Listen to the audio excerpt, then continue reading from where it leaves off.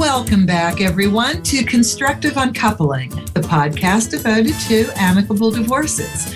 I'm Judith Weigel, your host and amicable divorce expert. Why?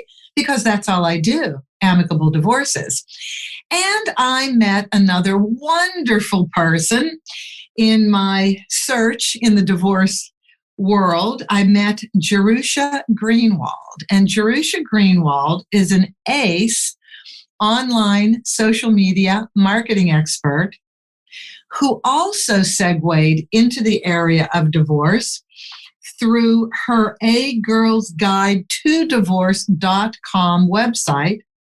She has been divorced and, like so many people, wants to help others in divorce. Jerusha, welcome. Wow, thank you for quite the introduction. Well, I think you're quite the young lady here with everything that you're doing. So, Jerusha, as I said, everybody in the divorce field has some history of divorce behind them. And what is yours? What made you go into this? Well, that's a big question. I would say, so obviously my relationship with divorce is I got divorced. I got married, I would say pretty young. I think I was like 22, 23 when I got married. We were together for a while, 3 years before we got married, about 3 to 4 before we got divorced. And then there just came a time where, that was our only option. And then here we are. Who thought of it first? Who was the one that took that first step out for that discussion? I would say, honestly, it was mutual. I think a lot of people, when they hear of divorce, they would assume that it's something where it's like you wake up one day and you're just like, all right, I'm going to get a divorce. But anyone who's gone through the process knows that it takes about 2 years to make that decision. So we did a lot of counseling, a lot of conversations, and it honestly was just like a mutual decision. We were just like, okay, like this is the next step and like this is where it needs to go. No animosity? I think naturally you do have animosity. I would say for divorce compared to other people, there was less than most, but I think naturally you definitely have that earthquake of emotions from both sides. But I think we handled ourselves very well, compared to others. We like I believe we spoke about this earlier on the phone. And we did the divorce ourselves. We didn't have any lawyers involved, not even a mediators, which I didn't even, like I said on the phone, I didn't even know that was a thing. So I wish I had. So we filed it ourselves, did it ourselves, and here we are. Okay. And that's wonderful that you were able to do that. That really is, because that actually falls into the world of amicable divorces. It's really hard to have an amicable divorce. So many people want to. And then when they set about the business of making decisions with child support, co-parenting schedules, if children are involved, spousal support, division of assets and debts, it's slightly different in each state, but it's very similar overall in every state. That taxes people because you're still putting your emotions in order. You went from something you thought was going to be intact for life, and now it's not. And even though both people may see that it's the right thing to do eventually, once those decisions come into play, it's tough. You're mixing Absolutely. finance with what was once romance. Absolutely. And it's, it really is true what they say about divorce. It really is a death. I mean, for me, you have this person in your life for a decade, and despite, your differences, they're your best friend. They're the person you go to dinner with, you cook dinner for, you have all these experiences and memories, and all of a sudden it's just gone, and there's just nothing. And that's devastating. And it really is, you definitely go through your mourning process because you're just like, wow, this person really isn't in my life anymore. Excuse my language, but what the hell? No, absolutely right. And everybody's heard of those 5 stages of grief for death, but there's 2 more added on when you're dealing with divorce. And one of them is you have to go through forgiveness, or at least get out of the blame state, because that doesn't do anybody any good to keep doing that. And what people don't realize is forgiveness is for the person doing the forgiving. It's not a get out of jail free card for the person you are forgiving. It's really to release yourself from toxicity.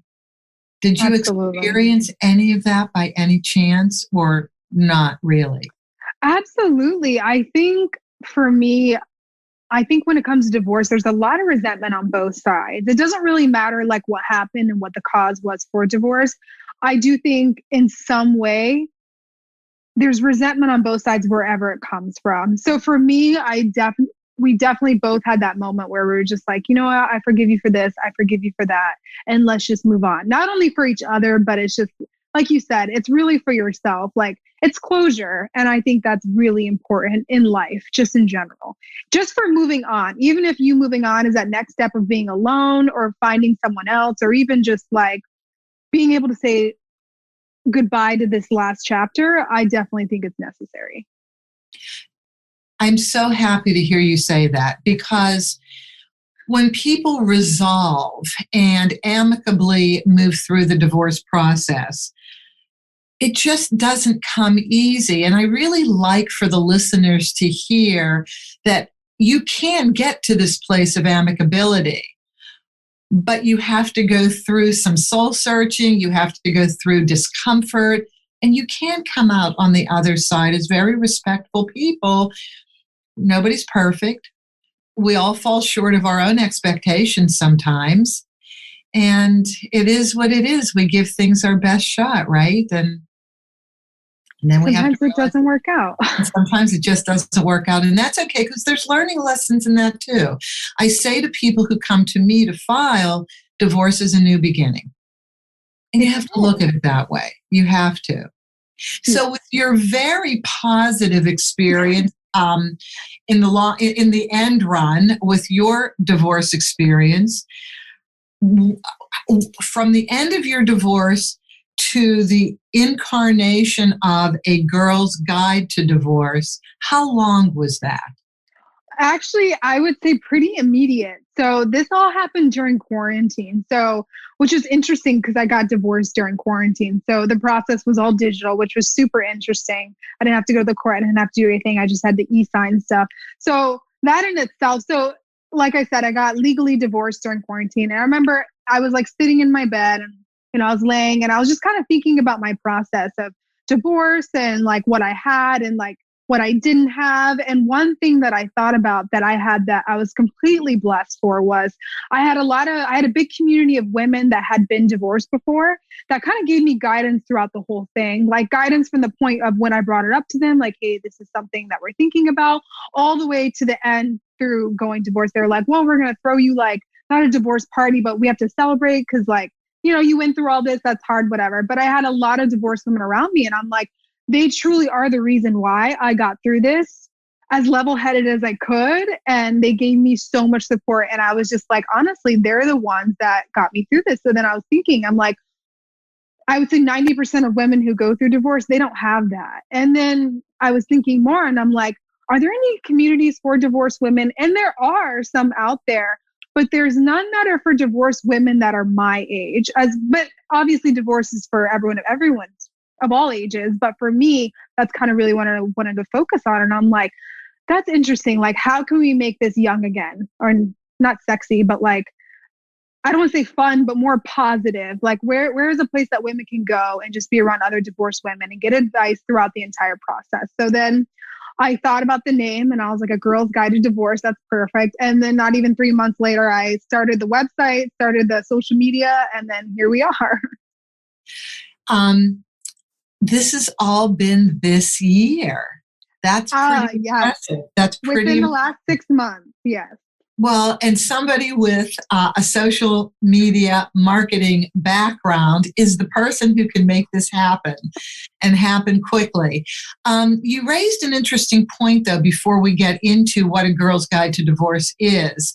But you said people my age, a support group for people your age. And your age is late 20s, early 30s? Yes. So at the time, I was 28, but now I'm 29. But I think what hit me hard going through my divorce was like, obviously you go through those emotions where you're like, I'm such a failure, right? But then for me, there was that other added aspect where it's like, I just got divorced before I'm 30. Like, I won't say it again, but what is going on with my life? You know what I mean? You kind of had that dilemma. And then I met another girl who she had gotten divorced before 30. And I'm like, oh, cool. Like there's someone out there that's kind of like me. So a girl's guide isn't anyone just for our age. It's for women of all ages. But for me, that's kind of really what I resonated with, was just women need to know that there are other women out there like them that are going through the same exact thing, and to not be afraid to take that next step or feel like they're alone. Well, I find this interesting and important because, yes, people of all ages get divorced, but the needs of a human being change a lot depending on which decade we're in and what we're facing as individuals in our professions. Do we still want to raise a family? Are we of that age that we can do that? Are we frightened to take that next step since this one didn't work out the way we thought it would? And you have a lot of years ahead of you as opposed to somebody in their 50s getting divorced after many years of marriage or a second or third divorce. So I think that's really important that you said that. I do. Wow. All right. Now, A Girl's Guide to Divorce has its own website, and it's just that, agirlsguidetodivorce.com. I know you just got started. It's a beautiful site. I encourage anybody to go to it. You're just putting it together. I know you want it to be a place where people post articles. You have a blog section on the site, do you not? Yes, correct. What have you envisioned it doing beyond this? Because, again, it's 2 months in the making and you're putting this together. Yeah. Well, I'm really excited that you asked that, because I also am looking forward to in the future to listen back on this and be like, what was my ideas? Because I'm sure it's going to be something completely different. But my vision for this platform is, obviously it's a community for women to connect. So we have a Facebook group. So anyone who's been divorced, going through the divorce, or even thinking about it, they can join. It's the exact name, A Girl's Guide to Divorce. You'll see our logo.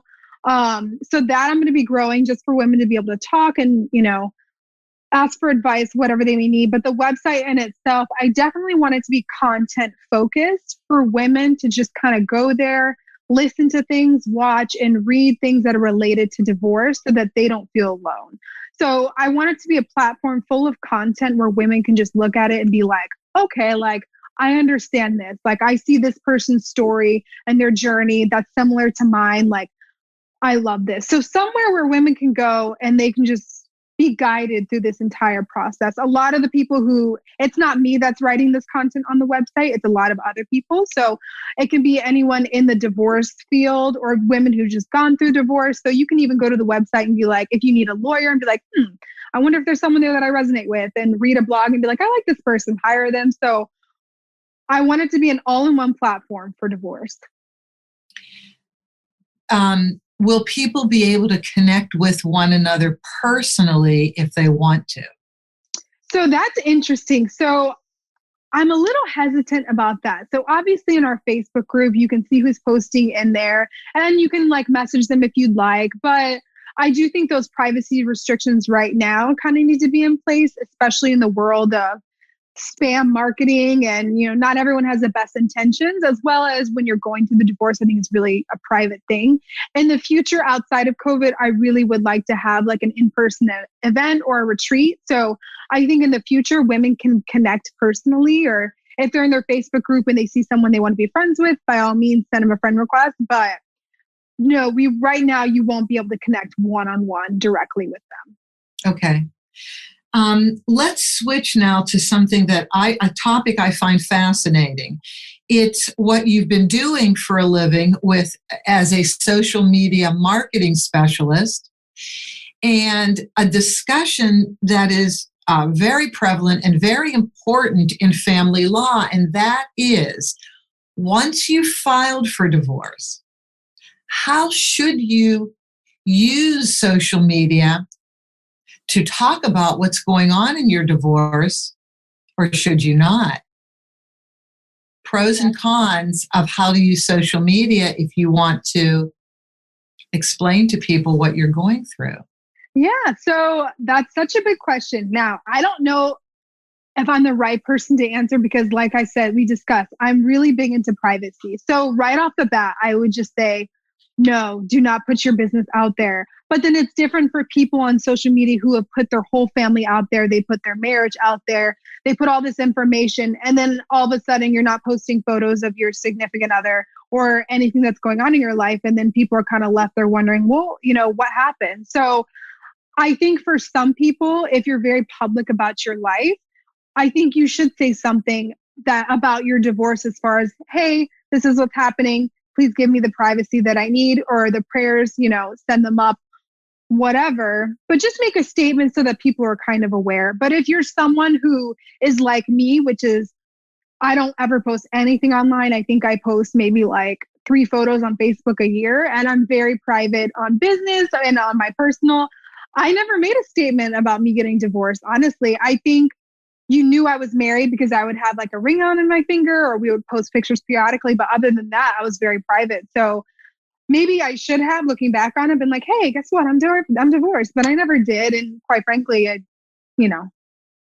didn't make a difference. So I think there has to be healthy boundaries about what you put out there, because I think privacy is power, especially going through divorce, legally speaking, as well as, you don't want people to have so much access to your life. So I would say make a statement on social media, but just be wary of, other people. You are probably far more social media savvy than I am. I came late to the party. I'm on everything except TikTok. I think I'm on everything. What people think they're doing on social media is surprising to me. So yes, you're very big on privacy, and I've learned that just in setting this interview up with you, and I appreciate that and I respect that. But other people don't understand privacy. They don't understand the lack of it on social media and think they're not going to be exposed. Can you talk a little bit more about the care people should take when they're putting their private lives on social media, regardless of divorce or not? What are the dangers? What are the perils? And what gets exposed? I mean, I think everything. And I would say, especially this year, we've seen it, especially like when it comes to people who are very have a lot of followers, celebrities, whatever you've ever posted online, it's going to get screenshotted, saved, remembered by someone. And if you go back and delete it, there's still a chance that someone had saved it somewhere, right? And all of this stuff is going to come back to you, right? Eventually. So whatever you put out there, just think it's permanent, because it really is. So if you're okay with 20 years from now, this coming out, or 10 years from now, one of your kids seeing it, then by all means post it. But everything is permanent online, and I think people really need to be careful. As well as when it comes to people that are my age, I'm very careful about what I post when it comes to my job, right? So I have clients and I need to think of their businesses as well. So I can't go out there and post things that are offensive or inappropriate, because it's not just my business that I'm putting out there, as well as people who are graduating from college, from high school. Jobs look at your social media, right? It doesn't matter how big the company is. They have systems that look at your social media. Even if your page is private, they're going to hack through all of that, and they're going to see everything you've ever posted, everything you've ever said. So you just need to be aware of what's out there. And however you present yourself online is what people see. So just make sure what you're presenting, you're okay with that in any sense, professionally, personally, in the future, whatever that looks like. So when people are getting divorced, interesting, you said an employer can hack through things you thought were private, which I guess is not that hard to do. You don't have to be a professional hacker. But when you're getting divorced, especially if it's litigious, it's not amicable, people are emotional when they go on social media sometimes, and social media becomes a punishment to the other person or a vehicle through which the attempt to punish is. Right.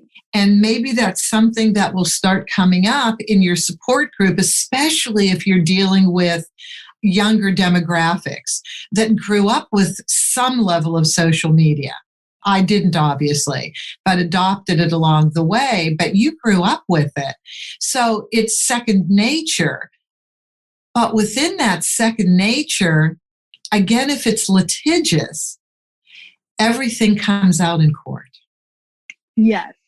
So if it's that easy, if you're saying it's that easy for an employer to figure out some things that we thought were private, an investigator, an attorney, I'm sure they have special people that do that. Oh, yes. And what's interesting about these platforms is there really are no privacy restrictions. So a lot of people, and they get upset with that when it comes to Instagram, Facebook, all these platforms, they get really mad. They're like, well, they shouldn't have access to my phone.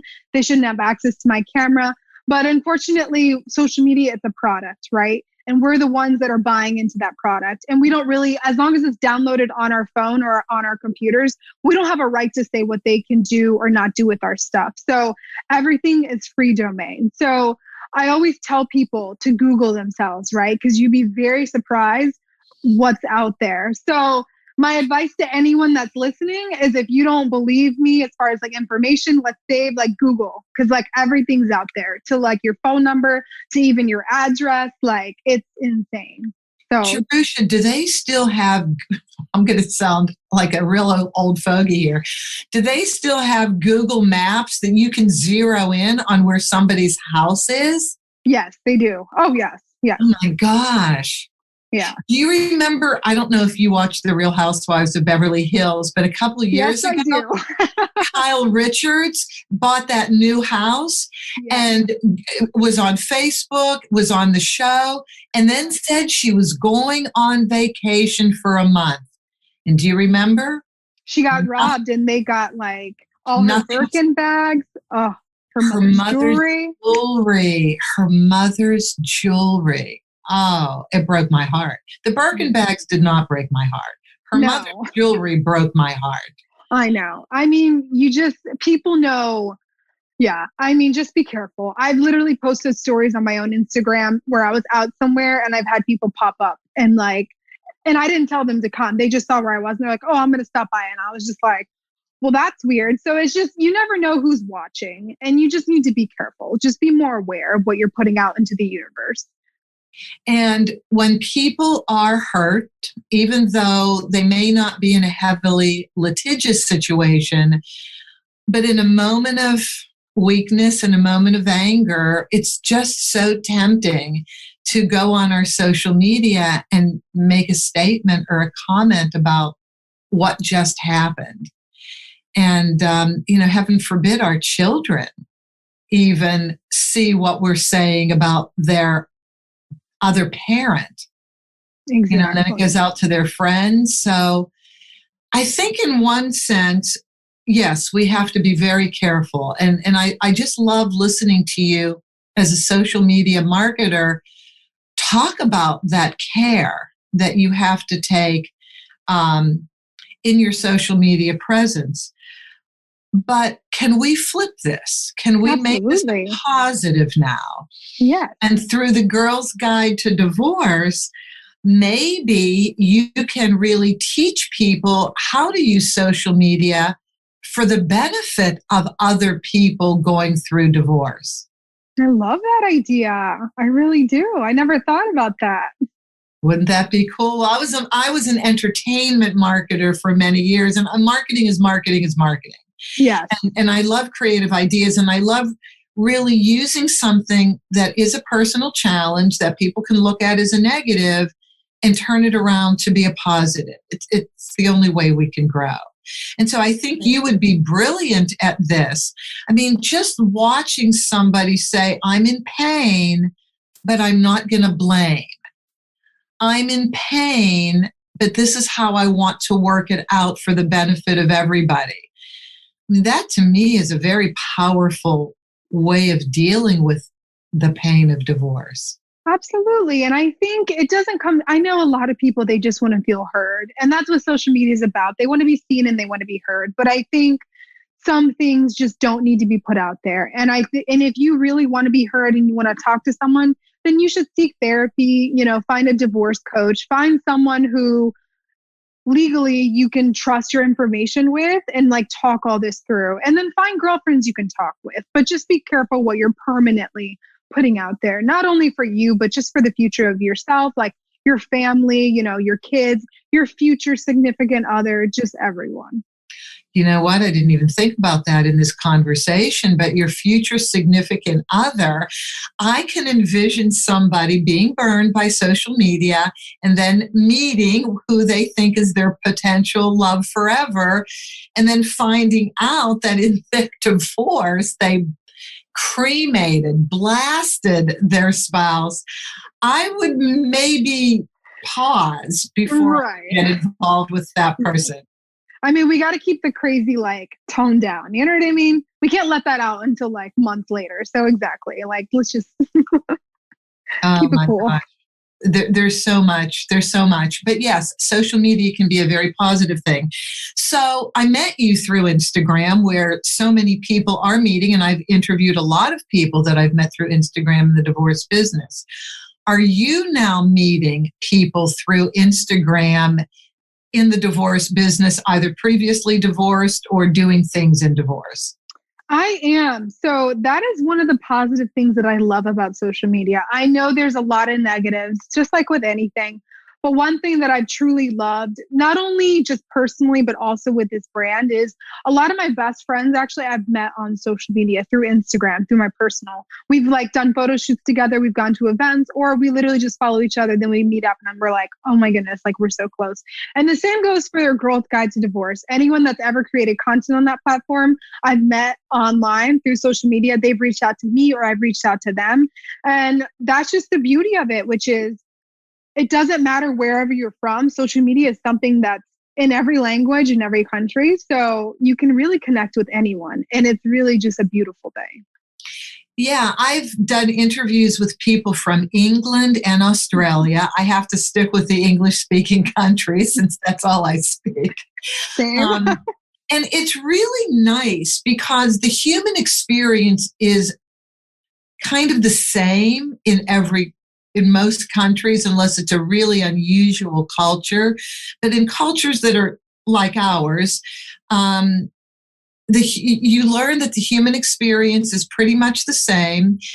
The way people deal with the court system may be slightly different, but the pain is the same, the triumph is the same, the experience is the same. And so I'm trying to find a positive out of COVID. And so I see that as a positive for me, meeting people in other countries. And I noticed that you did an interview with somebody from England on a girl's guide to divorce.com. And I liked listening to her. Yeah. She was very positive. She took a tough situation. Yeah.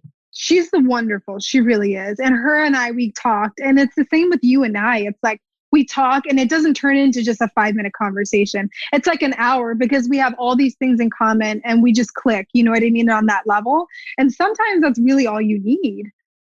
Yes. Oh, you're going to be perfect for this. This is great. Can we just go to in your background a little bit before the Girl's Guide to Divorce? What were you doing with clients in social media? So I'm a social media marketer. I've been in the industry for about 4 years now. So I create content as well as post, grow, and manage my clients' social media accounts, as well as sometimes my work gets into other avenues of marketing. I don't advertise for it, but I end up doing it, which is I'll build websites as well as any branding work they need, like logos created, anything like that.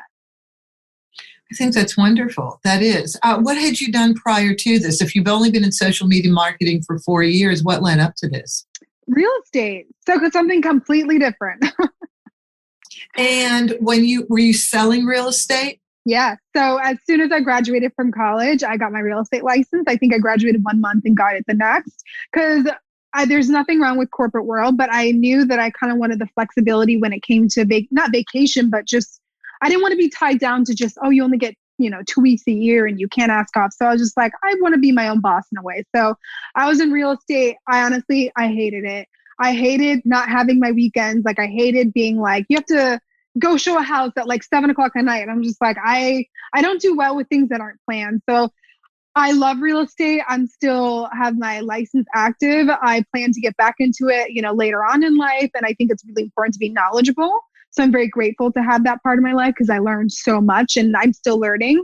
But marketing is definitely more where it's at, as well as in school. I was a communications major and I minored in marketing. So it definitely fits more of what I'm doing now. Well, if we all watched millionaires listing New York, LA, whatever city we want to talk about, they use social media to market their homes. They do. Yeah.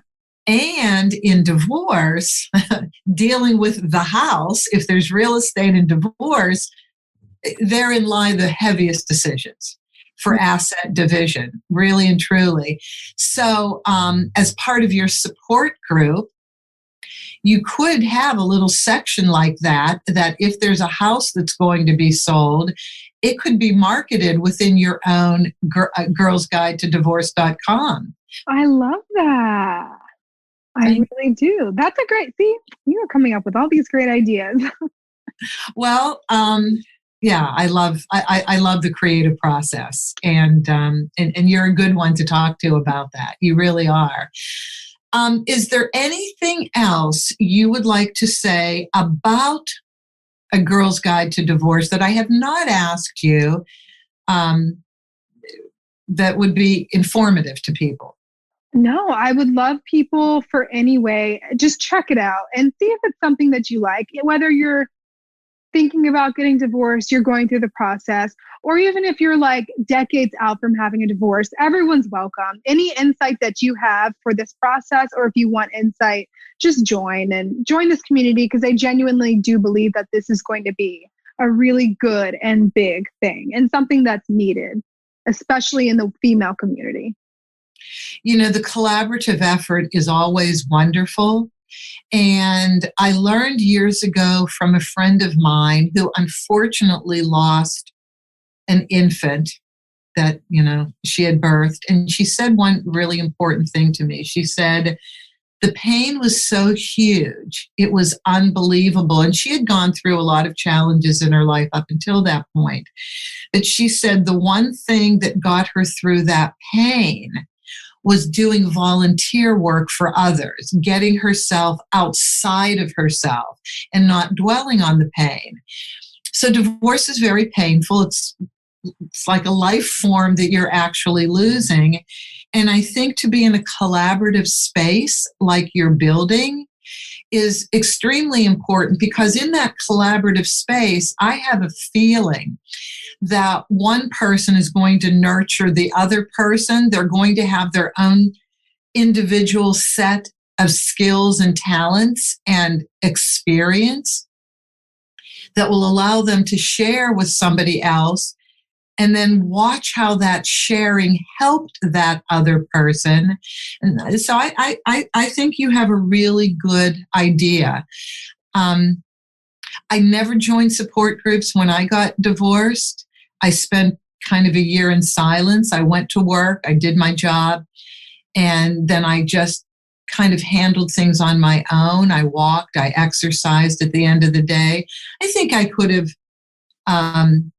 I think I could have benefited by talking to other people going through it, not to complain about it, but just to talk about what it is that's affecting you emotionally.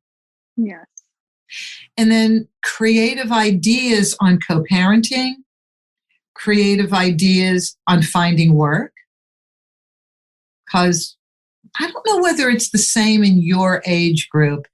And I haven't asked this question about philosophy of working while married, especially if you have a family. What is your age group talking about in terms of work and being a wife and mother? That's a loaded question. And I feel like I don't even know if we could cover it in this such a short time, but I think it differs from person to person. And I also think it might be the same. I think with my age demographic, and maybe this could be with all women, I'm not sure, but I think we tend to put our careers on the back burner when we get married. And we still work if we can, or we don't, or maybe we don't have to if we're with, a certain person, but we definitely put that on the back burner. So I think when you get divorced, career speaking, and even financially speaking, you're kind of in this moment where you're just like, crap, like one, I'm like 5 years behind on things that I should have been doing, as well as like now I have to get all this stuff together. So it really just depends on the person, but I think the process would probably still be the same. There are different schools of thought, and I think it has to do with the different age demographics that we're in. So I think for my age group and maybe a little bit younger, I'm a baby boomer. Yes, women put their careers on hold. This was a forever relationship, and everything was invested in their spouse's job and income and how we're going to save and plan. And then things didn't work out. I am learning from other millennials. I started talking to millennials about this, and I noticed there was a different philosophy. First of all, marriage was put on hold until they were financially set, career set, maybe were ready to buy a house, and only then would they entertain thoughts of having children. And I said, gosh, that's so practical. Yeah. And perhaps they learned from their own parents and upbringing, and maybe the divorce rate was high. Did your parents get divorced by any chance? No, they've been married for over 30 years. So completely, opposite. Now, it's something that's in my family. So thankfully I wasn't the first one. So everyone was like, oh, what's one more thing? But no, my parents weren't divorced. But I agree with you. I think a lot of people get married young and they put a lot on hold. And like you said, like marriage is kind of happening later now. And I think that's okay. And I think that that's how it should be. You don't really know who you are until I think you're in your late 30s anyways. So what's the rush really? Yeah. I know that a lot of women want to have children in their early 20s so that they can be a young mom. And that's great. And that's wonderful.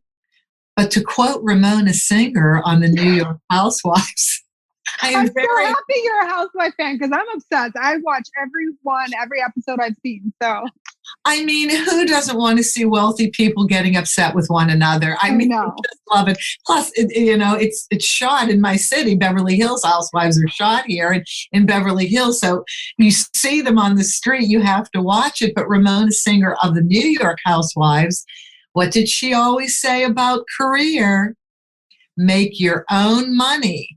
Doesn't matter how much money your husband makes. And they did have a child, because if you don't make your own money and, heaven forbid, you do have to get a divorce, what if you're way behind and haven't been in the workforce for years? What are you going to do now? And you're married to somebody who theoretically doesn't believe in spousal support. I'm sorry, I always laugh when I hear that. Okay, but the state does. And so now we have to address this. I'm so sorry what your philosophical positions are, but we have to address it. But for women, since you are, reaching out to women, I'll make a statement to women. Even though your state will support you and protect you with alimony/spousal support. It's called spousal support in California, alimony in many other states.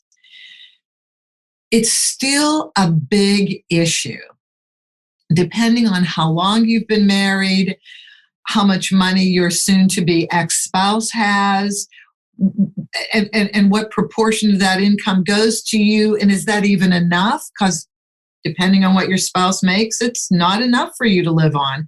You're going to have to work anyway.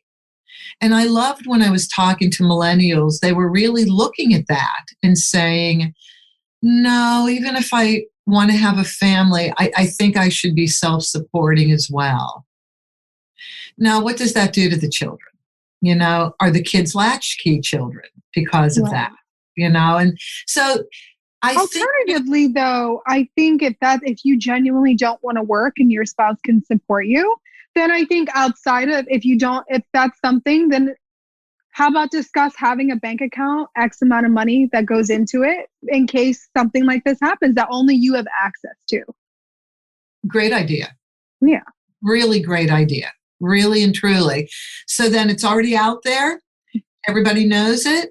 And it's protective, and at least you're doing something for yourself. It's tough to start thinking like that because you do want this emotional thing called marriage to last forever. But there's a practical aspect to it. Yes. Which is we're not perfect. Nobody is. Yeah. And that practical aspect isn't going to go away. No. So you go, girl, on A Girl's Guide to Divorce.com. You go with that. So, Jerusha, how do people get in touch with you, whether it's through the divorce guide or in general? How would you like to be contacted? Yeah, so contact me through A Girl's Guide to Divorce. The Instagram handle is the same, as well as the Facebook and the Facebook group. If you'd like to be a part of it in any way, you can shoot me an email at jay@jgmediamarketing.com. Say that slow. Hold on, say that slow. jay@jgmediamarketing.com. Okay, the reason why I wanted you to say that, and I'm glad you gave that email address out, it's because you have a little bit of competition in the Google listing of your website because it can at times go to that show, that Bravo show, since you and I are Bravo aficionados, A Girlfriend's Guide to Divorce. Yeah. And that's what I was getting a lot. And when you sent me the link, I was so happy. Yeah. So I'm glad you gave that email address, and I'll give it again for you, JAY at jgmarketing.com. Yes. Okay. And and for A Girl's Guide to Divorce, it's A Girl's Guide to Divorce instead of The Girlfriend's Guide to Divorce. So I know. I tried it, but it was just, Google was just getting a little confused there for a while. Jerusha, thank you so much for your time today. Thank you for joining us on Constructive Uncoupling, the podcast devoted to amicable divorces. You can reach me for questions, topic ideas, subscribe, anything you want. My email address is judy@constructiveuncoupling.com. judy@constructiveuncoupling.com. Thank you so much for joining us, and I look forward to speaking with you next week. Take care.